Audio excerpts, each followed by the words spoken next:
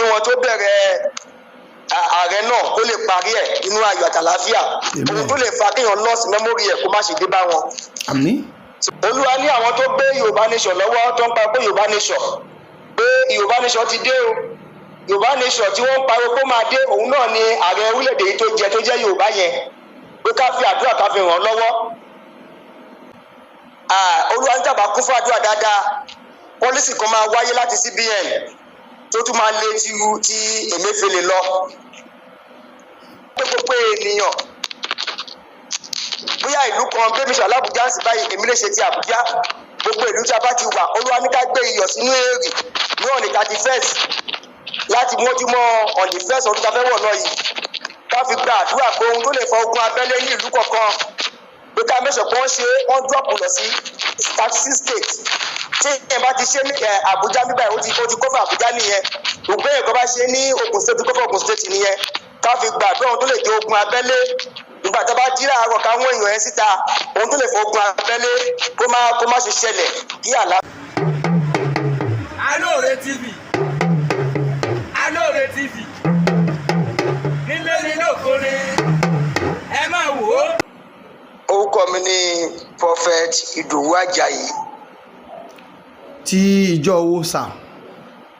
Ìjọ Celestial Church of Christ ìbùkún olórísun Yezona Ekota ní Buhari ní Abuja. Ẹ jẹ́ ká gbàdúrà. Jehovah mímọ́. Jésù Kristi olú Michael mímọ́. Olúwa dúpẹ́ lọ́wọ́ rẹ̀ àyìn ológo lórí àwọn ènìyàn rẹ̀ pàápàá lórílẹ̀‐èdè Nàìjíríà ò jẹ́ ká rí ogun ò jẹ́ ká rí wàhálà. Olúwa gbọ́ ọpẹ́ wa, Olúwa gba àyìn wa, a gbé gbogbo ìṣẹ̀dá ènìyàn síwájú. Olúwa kó gbàdúrà fún yín gbọ́dún ìṣẹ́lọ́sọpẹ̀ mi yóò ní lọ sópin. Amen. Àsọtẹ́lẹ̀ ibi kò ní ṣẹlẹ̀ yín lórí. Amen. Ìlérí ayọ̀ á wá tì mú ṣẹ. Amen. Jésù Olúwa wa. Àmín. Àmín. Bàbá lára àwọn tí Ọlọ́run fi iṣẹ́ ẹ̀ràn dáadáa náà ni Wòlíì Àjàyí wà. Bí a ṣe wá mú ọdún tí ọdún yìí ń parí lọ báyìí, ǹjẹ́ ó tiẹ̀ níṣẹ́ kan tí Ọlọ́run ọba alààyè tó rán yín sí orílẹ̀-èdè Nàìjíríà àti pé kí ni kí a máa wò fọ́tò tí a fẹ́ mú yìí ìyẹn 2024? Ẹ ṣé lórúkọ Jésù á dára fún yín. Amen. Ó pẹ̀lú nǹkan tó jẹ́ kí n wá sórí afẹ́fẹ́ láti wá ṣe àlàyé nítorí pé ọ̀pọ̀lọpọ̀ nǹkan Ọlọ́run fún mi lọ́dún tó kọjá tí mi ò ní ìròyìn láti wá sórí afẹ́fẹ́ láti wá sọ. Ó jẹ́ pé àwọn èèyàn tí mo sọ fún nígbà tí àwọn nǹkan yẹn dẹ̀ ṣẹlẹ̀ ni wọ́n wá sọ pé kí ló dé tí mo fi wá láti wá ṣe àlàyé ẹ̀ ohun tó gbé mi wá gan nìyẹn. Ní àkọ́kọ́ màá kọ́kọ́ sọ díẹ̀ nínú ti ọdún tó kọjá. Ọlọ́run fi ìran hàn mí nípa ní December 16 ní ọdún tó kọjá wípé ààrẹ wa tó jẹ yìí lọ́wọ́lọ́wọ́ kóun ló máa jẹ ààrẹ orílẹ̀-èdè Nàìjíríà. Ṣùgbọ́n àwọn àlàyé kan wọ́n bẹ̀ tí mo fẹ́ sọ fún ààrẹ wa láti lè gba àdúrà dáadáa kí ẹ̀mí wọn kó lè parí èyí tí ń ṣe orí àléfà tí wọ́n wà. Ṣùgbọ́n nínú ìfihàn yẹn ní ọdún tó kọjá ní December 16 agbẹmílọ nínú ẹ̀mí Olúwa fi hàn mí mo rí àga tó sọ̀kalẹ̀ àdẹ̀ gbé sí orí àga yẹn pé òun ló máa ṣe ààrẹ orílẹ̀-èdè Nàìjíríà. Ṣùgbọ́n nígbà tó tó àkókò kan mo rí wípé igbákejì ẹ̀ ó wá gbé ìwé wá sí iwájú rẹ̀. Ìwé tó dẹ̀ gbé wá síwájú ààrẹ orílẹ̀-èdè yìí ibi tí ẹ̀kọ́ ti kọ́ 100 billion sí ọwọ́ lọ ń kọ́ 100 trillion síbẹ̀. Ṣùgbọ́n bàbá yìí kò wá mọ̀ nǹkan tó ń ṣe mọ́ wọ́n wá gbé ọwọ́ ẹ̀ síbẹ̀ láti jẹ́ kó lè sáyìn síbẹ̀. Wọ́n á yí pé inú igbákejì abẹ́ sí ń dùn pé ohun tóun fẹ́ nìyẹn. Ìyẹn kí orílẹ̀-èdè yìí tá ń pè ní bàbá wa tú fọ́mú asẹ́ àdúrà kó dẹ̀ kú fún àdúrà ẹ̀mí wọn tó bẹ̀rẹ̀ ààrẹ náà kó lè parí ẹ̀ nínú ayọ̀ àtàlàáfíà ohun tó lè fa kéèyàn lọ́ọ̀sì mẹ́mórì ẹ̀ kó má ṣe dé bá wọn. Àmín. So ìyẹn lọ bẹ́ẹ̀ yẹn. Olúwa fi àwọn ìfihàn kan hàn mí nígbà tí mo wà nínú ẹ̀mí fún ọjọ́ méje mo ṣe sọ̀kalẹ̀ níjọ́ Sátidé tó pé ọ̀sẹ̀ kan lénìí ni. Ìfihàn tó lọ́wọ́ fi hàn mí mo kọ́kọ́ dákẹ́ ṣùgbọ́n nígbà tó yá mo wá rí pé Ọlọ́run á fi hàn mí pé ohun tí mo ń fi hàn mí pé kí n sọ ó ti bẹ̀ sí ń ṣẹlẹ̀ kí ló tí mi ò sọ. So òun ló fà á tí mo fi gbégbèsè yìí pé òun láti ṣàlàyé fún gbọmọ Nàìjíríà láti jẹ́ kí wọ́n gbọ́. Àkọ́kọ́ Olúwa sọ fún mi mo rí wípé Olúwa ń tàbá kún fún àdúrà dáadáa pọ́lísì kan máa wáyé láti CBN tó tún máa lé ti Emefiele lọ. Nínú ìran yẹn mo rí pé a ò ní access àwọn owó wa mọ́, a fẹ́ ṣe transfer a kò lè ṣe mọ́, ó ní ètò gbọ́dọ̀ ṣe, ó wá tún wá lé ju tẹ́lẹ̀ lọ.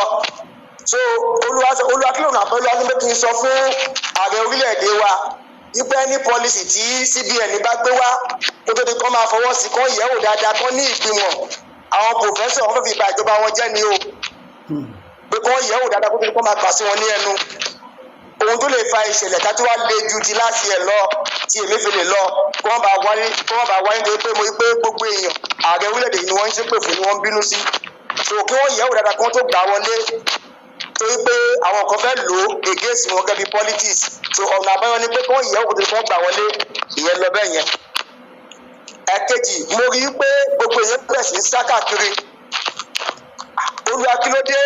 Olúwa ní ká kú fún àdúrà ohun tó lè fa ogun abẹ́lé nínú ọdún tá a fẹ́ wọ̀ lọ yìí lórílẹ̀-èdè Nàìjíríà kí Ọlọ́run kó bá wa ṣe kí ni o, kí ó bá wa ṣe.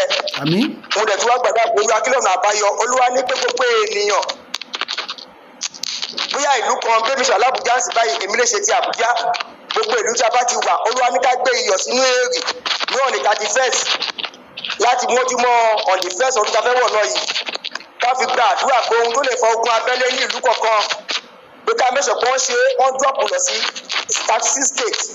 Tí ẹ̀ bá ti ṣe ní Abuja nígbà ó ti kọ́fà Abuja nìyẹn, gbogbo ẹ̀kọ́ bá ṣe ní Ogun State kọ́fà Ogun State nìyẹn, ká fi gba àdúrà ohun tó lè jẹ́ ogun abẹ́lé nígbà tá a bá jí láàárọ̀ ká wọ́n èèyàn yẹn síta, ohun tó lè fọ ogun abẹ́lé kó má ṣe ṣẹlẹ̀, kí àlàáfíà tuntun kí ó wà lórílẹ̀‐èdè Nàìjíríà. Ìyẹn lọ bẹ́ẹ̀ yẹn. Olúwa tún bá mi sọ̀rọ̀, mo rí i pé òjò ńlá kan rọ̀, ó bẹ̀ sí ń gbé ilé, ó ń gbé mọ́tò.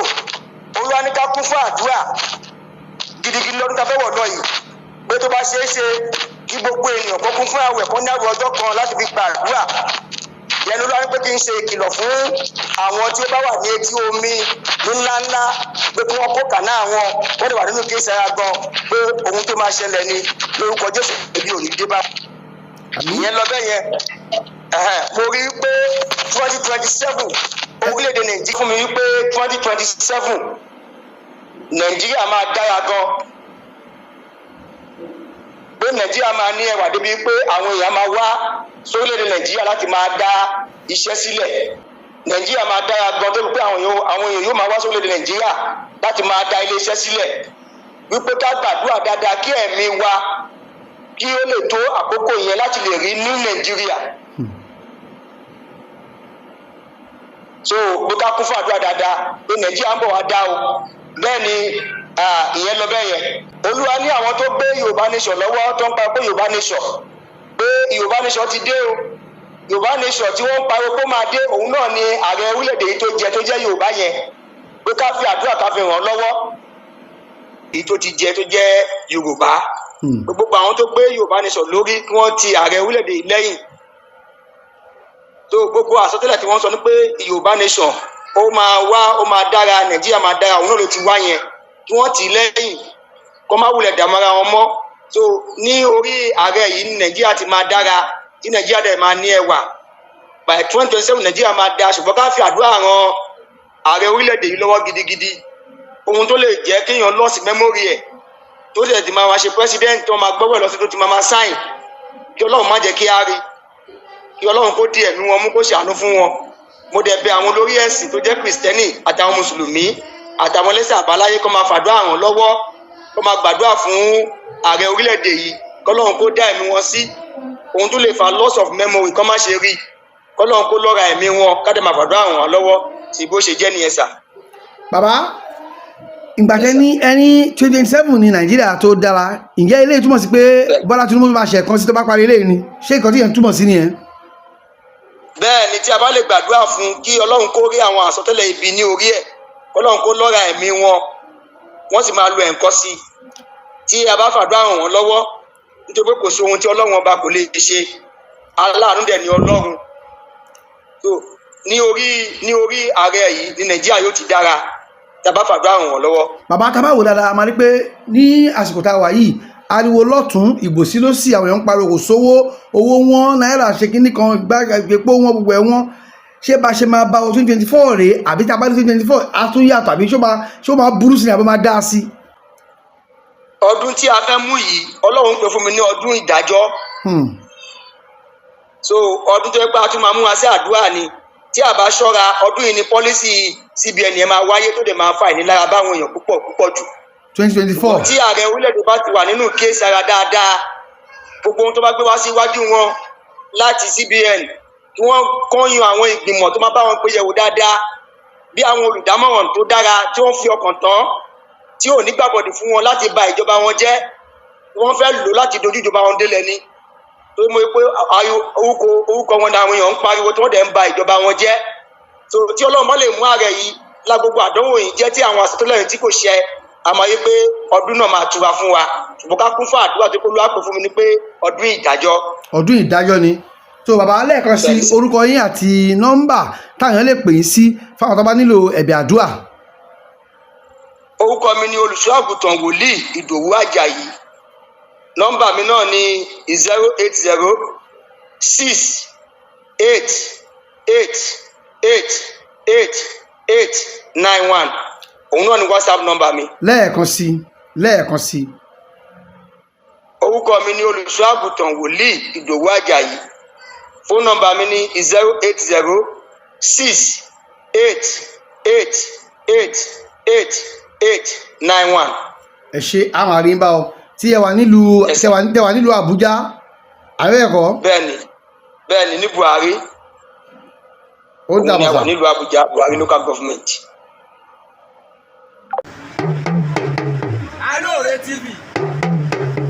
Alore TV nílé nílò kórè ẹ máa wò ó ètò tó kọ́ni lọ́gbọ́n ètò tó kọ́ni lóye ní gbogbo àgbáyé ẹ máa wò ó.